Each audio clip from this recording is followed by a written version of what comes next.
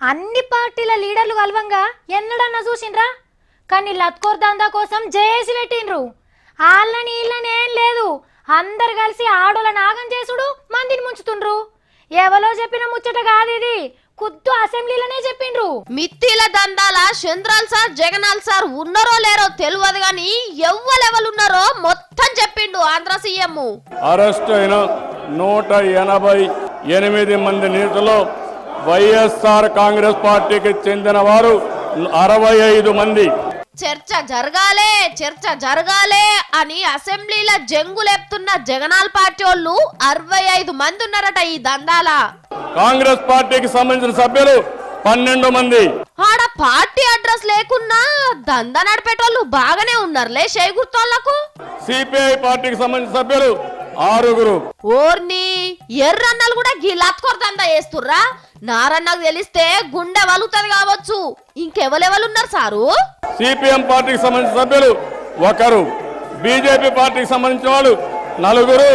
షబ్బాష్, ఎంకయ్య sir పరువు నిలబెట్టిండ్రు.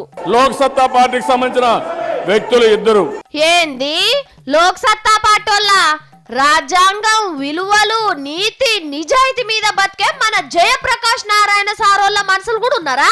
అయ్యో సార్కు తెలియకపోవచ్చు, మొదలు ఈ రిపోర్ట్ ఆయనకు పంపు సారు. ఇంతేనా ఇంకెవరన్నా ఉన్నారా? తెలుగుదేశం పార్టీకి సంబంధించిన సభ్యులు 20 మంది. వారేవా, మీ వాళ్ళు కూడా 20 మంది ఉన్నారు. అసెంబ్లీ సాక్షిగా తమ్ముళ్ళ ఘనత చెప్పిన ఘనత మీకే దక్కుతా సారు చరిత్రలా. ఇంకెవ్వరికి ఇసోంటి దమ్ము ధైర్యం లేవు సారు. నువ్వు సారు అస్సలు లీడర్ అంటే. మీ వాళ్ళు ఇంకెవరన్నా ఉంటే జల్దిన అరెస్ట్ చేపిసారు. అప్పుడు కడప పార్టీల లీడర్లకు వణుకుడు ఉడుతుంది. ఇందులో ఎవరు తప్పు చేసినా తప్పించుకోలేరు. అందుకే జ్యుడిషియల్ కొరవడేశానని చెప్పి తెలియజేస్తున్నా. ఇదే మాట మీద ఉంటుండ్రి సారు, అస్సలకే తగ్గద్దు.